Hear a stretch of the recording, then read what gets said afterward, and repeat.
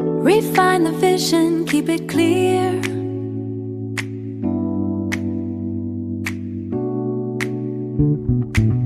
Refine the vision, keep it choice. Message choice for body voice. Structure defines its rightful place, turning thoughts into the space. Refine the vision, keep it clear. Message choice for body voice. Structure defines its rightful place, turning thoughts into the space. Même les francophones trouvent le français intimidant. Et non, ce n'est pas un manque de compétences. C'est beaucoup plus profond que ça. Et c'est même prouvé par la science. Je vais te dire quelque chose de très concret. J'ai étudié le français toute ma vie. Je l'ai enseigné à des immigrants, à des professionnels, et même dans le milieu bancaire. Et malgré tout ça, je vois encore des francophones qui hésitent à parler, qui simplifient, qui évitent certains mots, ou qui passent à l'anglais plus vite que nécessaire. En sociolinguistique, ça porte un nom, l'insécurité linguistique. À force d'avoir peur de faire des erreurs, on s'auto-censure. Donc la vraie question, ce n'est pas « Est-ce qu'on parle français ?» La vraie question, c'est « Jusqu'à quel point on l'habite réellement ?» Le français est une langue exigeante. C'est une langue qui demande de la précision, de la structure et de faire des choix.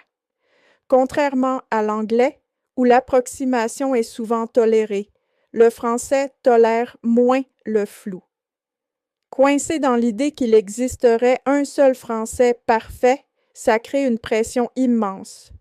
Une pression qui fait qu'on doute et qu'on simplifie. Le problème, ce n'est pas que les gens ne savent pas parler français. Le problème, c'est que le français demande un niveau d'engagement linguistique que beaucoup n'ont pas le temps ou l'énergie de maintenir. Donc non, ce n'est pas un problème d'intelligence ou de capacité. C'est un phénomène normal. Le français, ce n'est pas une langue qu'on apprend une fois et qui fige. C'est le principe du use it or lose it. C'est une langue qu'on entretient, qu'on pratique et qu'on développe dans le temps. Et même comme francophone natif, on continue de l'apprendre toute sa vie, en faisant un effort conscient. Donc, la prochaine fois que tu trouves que ton français n'est pas assez bon, pose-toi une autre question. Est-ce que j'ai vraiment investi dans cette langue ou est-ce que je m'attends à ce qu'elle reste parfaite toute seule? Parce que le français n'est pas une langue facile, mais c'est une langue qui devient extrêmement puissante quand on choisit de l'habiter pleinement.